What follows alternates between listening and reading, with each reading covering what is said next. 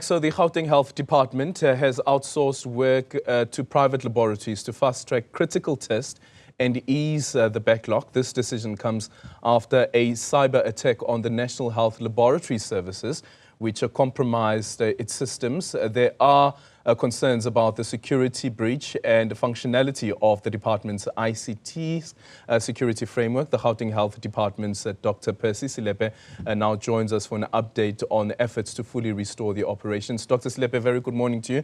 Thank you so much for making time. Speak to us about the impact that this cyber attack has had on services that hospitals and health facilities are providing in Gauteng. Good morning, Adrian. Good morning, Dr. Selepe. Thank you so much again for making time for us. Just wanting to understand the impact that the cyber attack has had on health facilities in Gauteng. Speak to us about that. Yeah, good morning, Adrian, and your viewers. Yeah, we had a serious impact in terms of this attack on NHLS. NHLS is our service provider that is conducting the laboratory tests for us so that we are able to provide health care. So since the beginning of or towards the end of June, they had an attack into their electronic system, which had an impact into our service delivery platform. So on the first week, the impact was very high, as we had to have a long queues in our accident and emergencies, and also have to start coming up with mitigating factors. So we have been collaborating internally with our clinicians and our CEOs in hospitals and clinical managers to be able to deal with this impact that has initially severely affected patient care in our hospitals. But throughout up to now, it's almost a month now, we have sort of stabilized, although we still seeing that we are not meeting the targets as agreed upon between ourselves and NHLS. But we had to come up with measures as this from the beginning of this cyber attack. So as part of that, we had to prioritize certain tests that are critical for our patient care and patient safety. And once that critical test list was developed and agreed upon, it was the ones that we're prioritizing so that we are able to deal with emergencies and we are able to deal with our patient loads. Yes, we're still having some overcrowding in our accident and emergencies. We're still having average length of stay in our hospitals being affected, as it's not the turnaround times in some of the tests has not yet also been stabilized.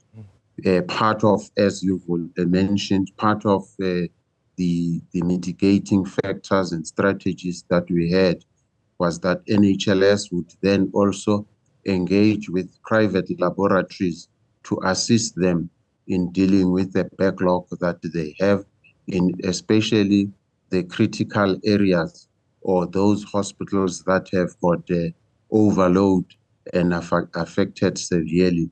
So there were mitigating factors that we had to put in place, working together with our stakeholder or service provider, NHLS, to be able to deal with the effects and the impact of cyber attack. Yeah.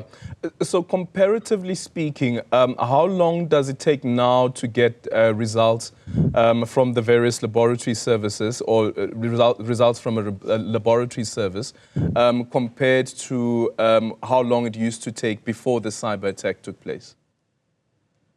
Well, definitely the turnaround time has been affected. It's no longer as per our agreed times.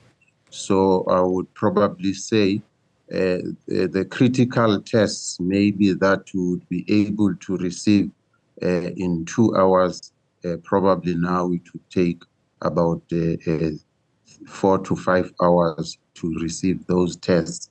But also what has happened is that there has been an overuse of our point of care tests in hospitals to mitigate that, so that we try to reduce that. So in areas, in some of our hospitals, especially in accident and emergency and ICUs, there are point of care tests that we are utilizing also to try to mitigate that turnaround time. But yes, we are affected in terms of the turnaround time, especially those tests that are not available in the point of care. So those ones would then have to be taking longer than previously.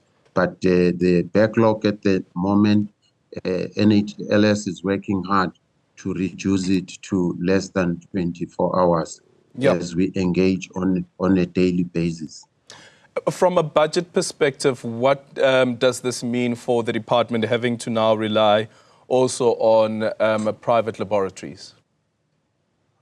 From the budget perspective, in terms of private laboratories, NHLS is the one that has got an SLA with those private laboratories. So they have negotiated prices on their side. But for the Department of Health, we have an SLA with NHLS, which then we still have to maintain the prices that we were paying even before. So they are the ones who are negotiating with private laboratories in terms of the prices. But for the Department of Health, it's not supposed to affect us in terms of that. Although we might be affected in terms of the point of care tests, because now we are utilizing a lot from there, those point of care tests, where previously we were heavily relying on NHLS, but now we are heavily relying on our point of care tests. How much does that quantify to? What's the budget there for that point of care test? At the moment, we have not yet quantified that in terms of how the impact would be. Probably after this period has passed, we would then be able to sit to quantify, to say in each hospital, the CEOs would have then to look at their initial budget or their initial usage versus the usage that happened during the cyber attack and be able to cost that. Yeah. Has there been any responses yet from NHLS around when the systems will be fully restored, and what does this mean for patients? We are engaging on a continuous basis with NHLS. Even today, we would be having a meeting this afternoon so that we are able to get an update for them at how far they are in terms of restoring the services. On Friday, we were informed that they are in an advanced stage. They have also been able to recruit or restore part of their services, which has to deal with supply chain, so that they are able to order reagents and other supplies so that they are able to provide the service. So we will get an update from them in terms of what is happening. We were initially promised that probably before the end of this month, the services would be running properly. So we would get an update from them today as to how far are they in terms of restoring the services. Yeah. Dr. Selepe, just finally on another matter, and this is relating to the Cancer Alliance. They're going to court tomorrow. Will the department be opposing that application?